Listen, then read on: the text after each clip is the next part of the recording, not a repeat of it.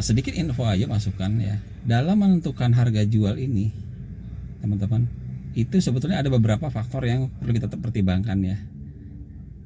Kita harus lihat dulu jenis produk kita itu termasuk kategori produk apa.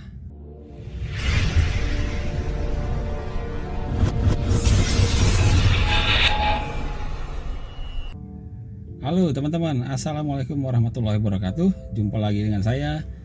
Teman-teman, hari ini saya akan bicara sedikit masalah bagaimana sih dalam menentukan harga jual ya teman-teman.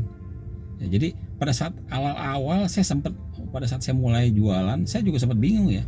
Ini kita berapa persen sih kita akan ambil keuntungan dari jualan kita gitu ya.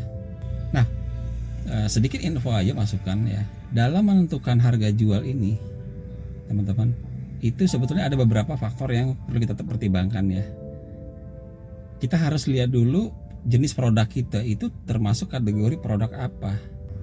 Apakah produk-produk kita termasuk produk-produk komoditi atau bukan. Kalau produk kita adalah produk-produk komoditi, itu untuk harga jual kita harus mempertimbangkan harga yang ada di pasaran teman-teman. Jadi kita tidak bisa menentukan harga semau kita untuk mengambilkan keuntungan yang besar. Tapi benar-benar kita harus riset, melihat betul berapa harga yang ada di pasaran. Dengan demikian kita bisa menentukan harga yang tidak terlalu jauh dari harga pasar, teman-teman. Nah, berbeda dengan produk yang non komoditi, tentu harganya bisa sedikit agak gelap ya. Misalnya nih, saya pernah menangani supply chain untuk produk-produk kesehatan gitu ya, produk-produk bahan baku obat. Itu bukan produk-produk yang dijual di pasar bebas dan bukan termasuk produk komoditi ya. Ini harga jualnya si penjual bisa menentukan harga jual yang cukup tinggi. Nah, dan faktor lain yang perlu dilihat adalah juga apakah produk yang kita jual itu adalah produk yang kita produksi sendiri atau kita beli dari supplier ya teman-teman ya. Kalau produk itu kita produksi sendiri, ini kita bisa menghitung berapa biaya produksi ya, dari mulai overhead, bahan baku dan lain sebagainya, biaya transportasi, semua biaya-biaya produksi dan distribusi, kemudian ditambah biaya-biaya operasional lainnya, dan kemudian diambil berapa persen keuntungan yang akan kita dapat. Itulah bisa kita tentukan harga jual ya. Ini kalau yang produk yang kita produksi sendiri.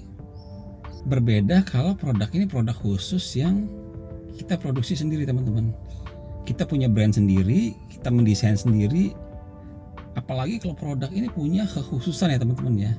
Nah, ini kita bisa membuat harga jual yang sangat-sangat bagus untuk dalam kita mengambil keuntungan teman-teman. Jadi ini agak berbeda dengan tadi yang produk yang komoditif ya. Udah produknya produk komoditi, kemudian juga kita beli dari supplier, ya tentu harganya kita biasanya ngikuti harga pasar. Tapi kalau produknya produk sendiri, kita punya brand sendiri, kita mendesain sendiri, kita bisa mengatur jualan yang harga yang bagus. Nah, tapi teman-teman, ini satu yang penting, besarnya keuntungan itu tidak semata hanya dari penjualan saja loh ya. Jadi baik itu kita membeli dari supplier kah, kita produksi sendiri kah, atau barang itu termasuk barang komoditi, apakah barang itu barang komoditi atau bukan kah, tetap keuntungan itu tidak semata-mata hanya dari penjualan saja teman-teman. Tetapi yang terpenting adalah dari biaya-biaya yang bisa kita kendalikan. Ya biaya distribusi, ya biaya produksi. Kalau produk sendiri ya biaya produksi, biaya operasional dan lain-lain ya. Kalau beli dari vendor adalah dari mulai pembelian juga transportasinya gitu. Jadi quote-nya adalah teman-teman, keuntungan itu tidak semata-mata dari saat kita menjual, tapi juga dari saat kita membeli dan dari operasional lainnya. Jadi itu aja teman-teman buat hari ini. Terima kasih atas waktunya. Jangan lupa subscribe, like, dan share. Kasih input ke kita apalagi yang bisa kami share di video berikutnya. Sampai jumpa.